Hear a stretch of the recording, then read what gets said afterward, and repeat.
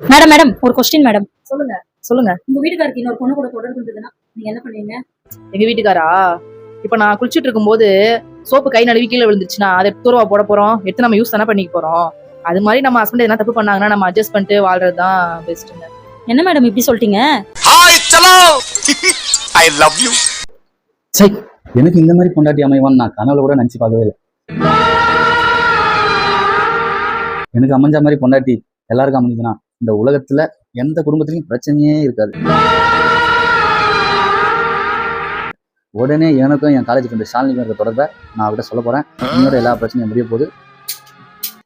எல்லாம் சொல்லுவேன்னு பாத்தீங்களா? என்னைக்கு அந்த நாய்க்கு வேற ஒரு பொண்ணு கூட தொடர்பு இருக்குன்னு தெரிஞ்சதோ அன்னைக்கே பெரிய கல்லா பார்த்தா தலையில போட்டு சா வச்சிருவேன் அவனை.